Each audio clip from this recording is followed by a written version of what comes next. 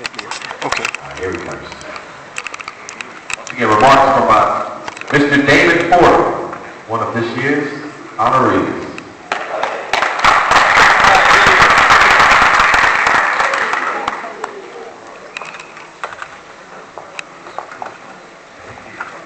I would like to thank my other fellow honorees, especially Miss Minnie Parker, who I grew up practically in her household with her son, almost treated me as a son, as a matter of fact.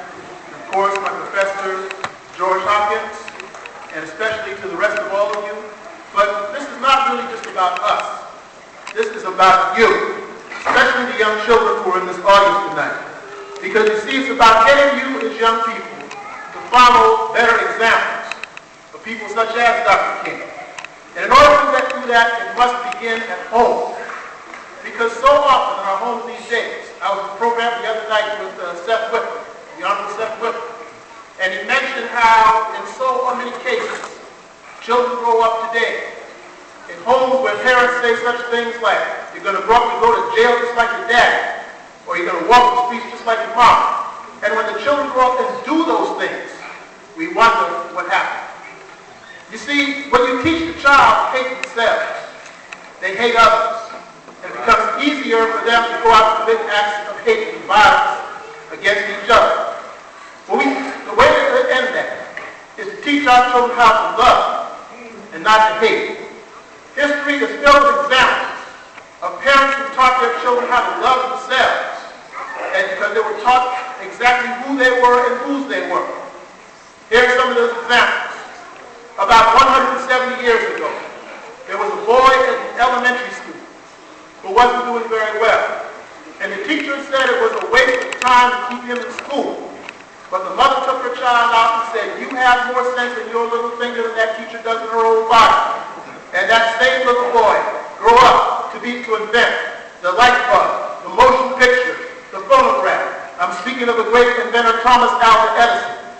Also about some 120 years later, over in Hawaii, some of you might remember, back in 1969, man landed on the moon, and they splashed down in Hawaii.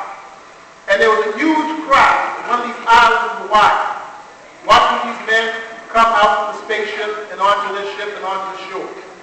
And in that crowd was a man who had his grandson up on his shoulders.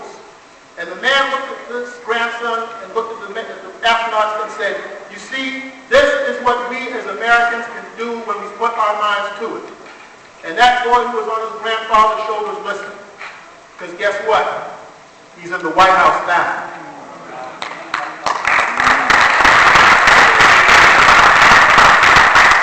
Some 70 years ago, a little boy in the Deep South was called filthy names by some kids that he'd grown up with.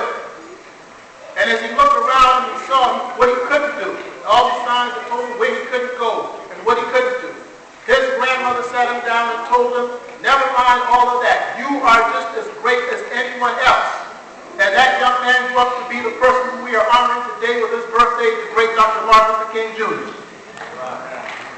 But wait, some of you might say, wait a minute, hold on. See, I'm not educated.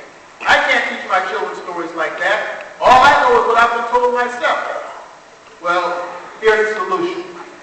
In every city in this country, there's a free library where not only your children can learn, but you can learn. And you can pass down to your children what you learn in these places. Learn the triumphs of great people who have suffered far more than you to manage to go to get to great heights, to inspire yourself and your children to go on to greater heights.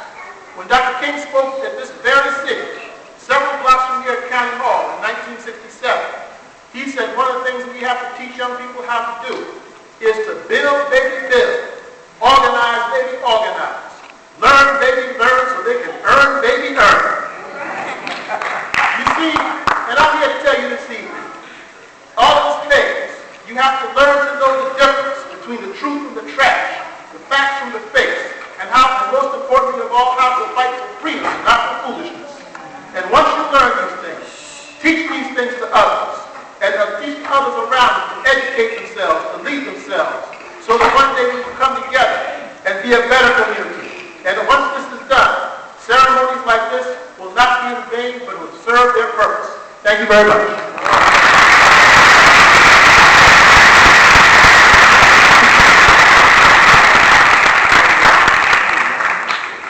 All righty.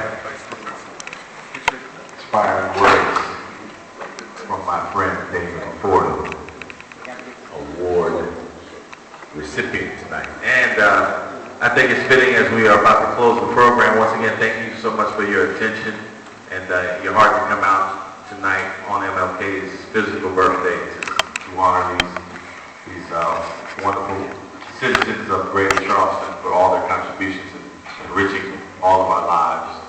At this time, to close us out, we'd like to bring up a past honoree in her own right, the Reverend Alma Dungy.